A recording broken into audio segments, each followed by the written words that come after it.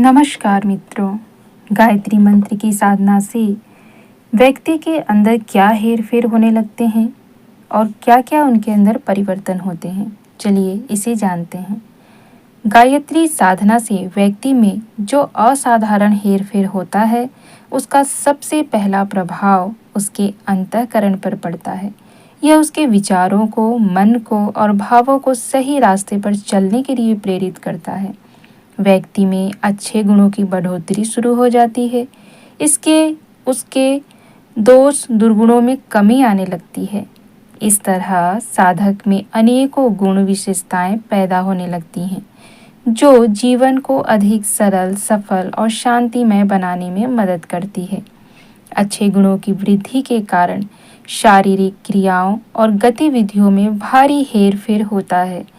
इंद्रियों के व्यसनों में भटकने की गति कम होने लगती है। जीभ का चटोरापन व खान पान की गलत आदतें धीरे धीरे सुधरने लगती है। इसी प्रकार कामेंद्रियां की उत्तेजना संयमित होने लगती है। कुमार्ग में, व्यय विचार में, वासना में मन कम दौड़ता है।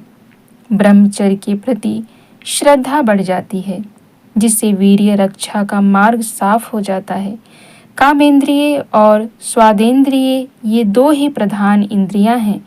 इसके नियमित होते ही स्वास्थ्य रक्षा और निरोगिता का रास्ता खुल जाता है। अपनी दिनचर्या में स्वच्छता, सुव्यवस्था और श्रम संतुलन का क्रम जुड़ने लगता है, जिसके कारण प्रगति और सफलता की दिशा स्पष्ट होने लगती है।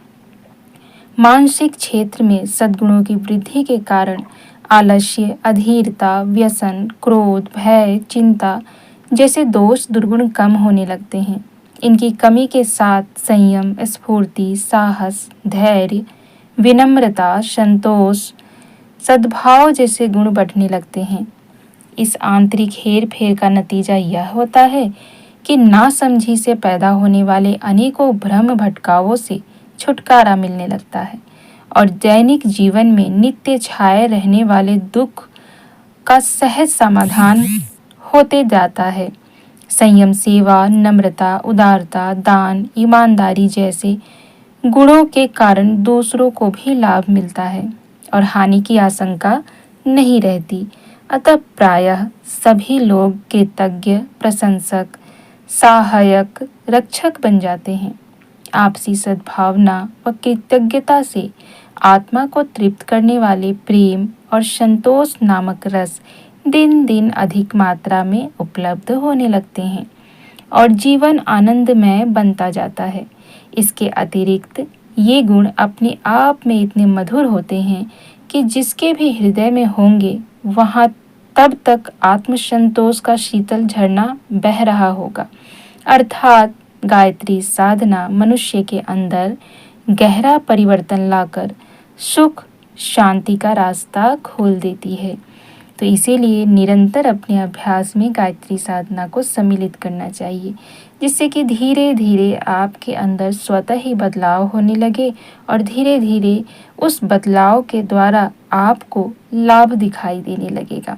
जैसे ही आपके अंदर यह बदलाव होने शुरू होंगे, वैसे ही आपका जीवन धीरे धीरे सुंदर और सुखी बन जाएगा।